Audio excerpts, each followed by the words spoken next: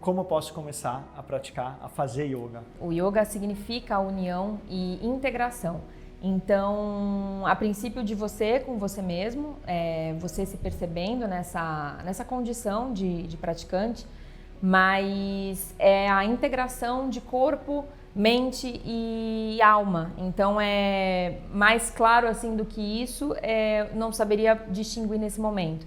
É um momento que você enxerga de você olhar para dentro. E aí o yoga abre um leque de possibilidades através dos asanas, através do pranayama, através da filosofia mesmo, as condutas, as posturas éticas, né, que ele tanto rege. Então, aí sim vem um leque de possibilidades para que você se identifique e siga, de certa forma, alguns princípios, mas é a união e a integração de você com você mesmo para que você possa refletir isso no externo, né? Iveri, eu acho que hoje em dia muitas pessoas confundem, ou por conta de ter visto vídeos na internet, acreditam que yoga é apenas um exercício físico, né? Uma prática de exercício físico. Então vai muito além do exercício. Vai muito além. O exercício, na verdade, claro, como muitas outras atividades, você condiciona o seu corpo para receber aquela prática, né? E no caso do yoga, a filosofia em si. Então, não basta só o raciocínio, a intenção de alongar, de fortalecer. Por si só, você praticando isso vai acontecer, mas o foco não é como, por exemplo, numa musculação, que você foca você coloca a intenção somente naquela região. O foco do yoga é justamente a sua mente, é justamente o seu bem-estar e, consequentemente, o seu autoconhecimento. É a expansão do que você pode ser. A gente pode ser muitas coisas, né?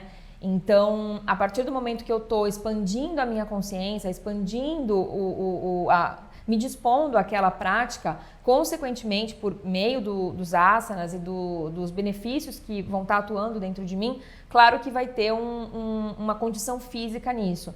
Mas o que a gente vê muito, mais ainda hoje em dia, por conta até das redes sociais e tudo, é mais performático, né? As pessoas, elas costumam expor o asana, mas atrás do asana tem muito foco, tem muita disciplina, tem muito objetivo, tem muita energia mesmo, muita fluidez dentro de você para que você execute o asana. E assim, para quem chegou aqui agora e nunca ouviu falar de yoga, nunca ouviu falar de asana, o yoga tem alguns princípios. Os asanas são então as posturas.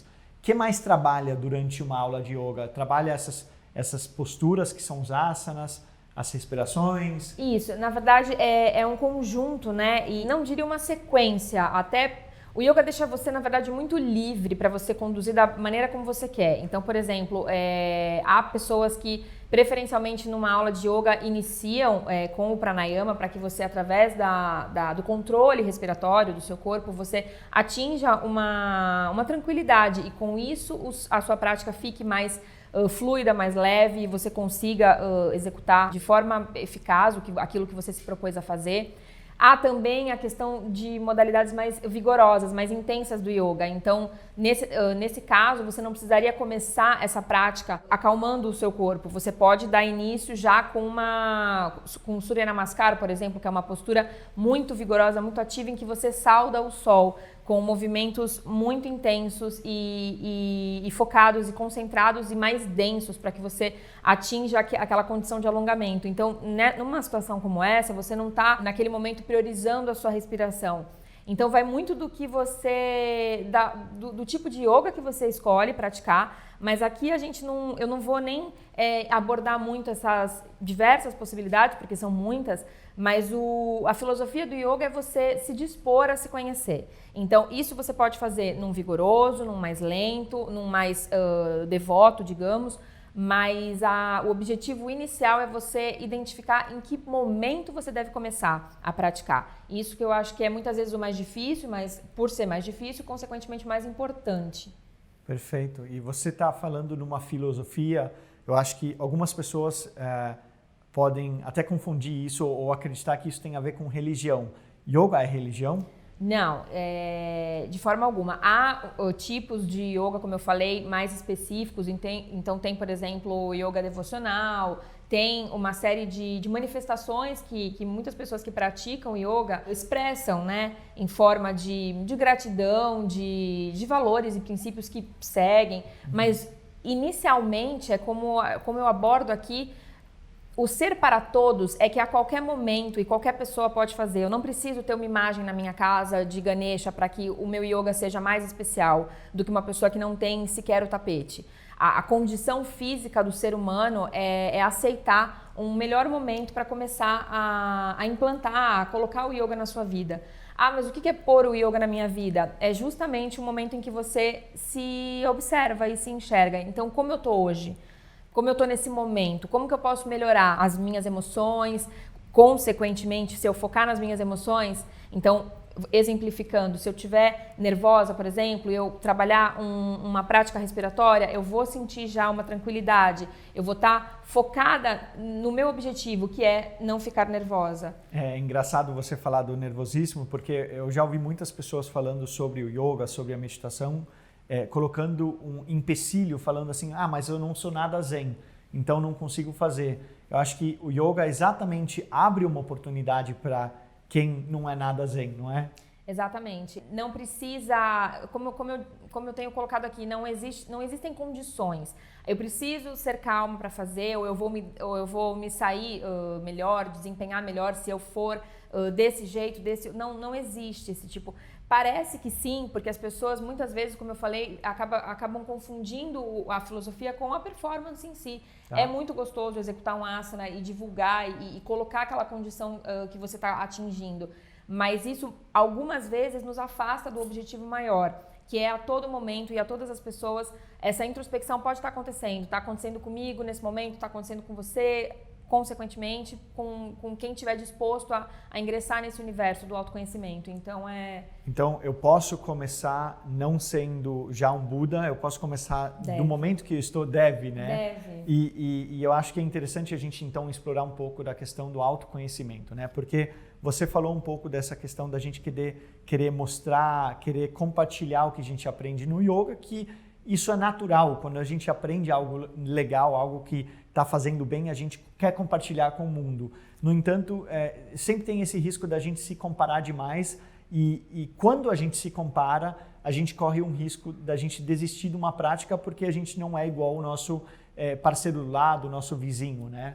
Exato. Krika, num primeiro momento, e é por isso que eu acho tão valiosa a filosofia, porque, a princípio, se eu estou focada em olhar para mim, nesse momento, eu já não me importa mais o olhar me comparando com as outras pessoas. Tá. Qual que é o meu foco agora? É ver como eu estou reagindo. Eu não sei nesse momento como você está reagindo e nem poderia saber, porque é uma coisa que só você tem acesso. Uhum. Então, o yoga tem muito essa função também. Por isso que é importante a gente acessar lá no fundo. Não é também uma manifestação superficial. É no mais íntimo, no mais profundo da sua essência, você tentar entender uma condição que você pode estar desenvolvendo naquele momento, que não quer dizer que seja você. Muitas vezes a gente tem manifestações que são passageiras e provisórias, mas naquele momento você entende a importância de você se enxergar e você se autocuidar. E como que eu posso fazer, porque eu já identifiquei que isso não está me fazendo bem, e como que eu posso agir de uma forma mais gentil comigo mesmo, né? Então, a prática, na verdade, ela te proporciona muito isso. A partir do momento em que você se posiciona, a partir do momento em que você medita, que você tenta um aquietamento, também não é num estalar de dedos, mas você começar a ingressar nesse caminho de deixa eu me observar, deixa eu respirar com calma, deixa eu pensar melhor. Isso é se autoconhecer. Então, assim, a gente nasceu e com a nossa essência, mas a gente vai se conhecendo ao longo da nossa jornada, ao longo da nossa existência. Por isso que é tão valioso, né? Tá sempre caminhando em frente em busca dessa evolução. A gente fala que o yoga, ele é o caminho da autorrealização. E eu posso falar para mim o que foi ter conhecido a meditação, inicialmente a meditação, que é yoga também, depois as práticas, né, dos asanas e ter engrenado um pouco na prática do yoga. E eu acho que mais importante para mim a filosofia, o estilo de vida que é o yoga para mim, né? E assim, o yoga abriu para mim um caminho do autoconhecimento, né? Quando você se conhece melhor, você consegue tomar decisões que são mais saudáveis para você. E automaticamente, quando a gente está escolhendo o que é importante para a gente, quando a gente sabe o que de fato lá no fundo é importante para a gente deixa de viver aquela vida seguindo a opinião dos outros, pensando no que o outro está fazendo. Então, o yoga, a meditação trouxe para mim uma abertura, uma expansão de me conhecer. Foi algo que aconteceu sem palavras, né? Isso que eu acho que é muito incrível do yoga. Ele age também como uma terapia, porque normalmente numa terapia você está expressando os seus sentimentos e compartilhando e aprendendo através da sua fala. No yoga você está aprendendo através do seu silêncio. Na verdade, muitas vezes aparecem esses insights te guiando para qual caminho você deve ou não deve ir. Então, eu acho que, pelo menos para mim, o yoga trouxe o autoconhecimento. O autoconhecimento, na minha vida, foi o que até hoje eu recebi de maior valor.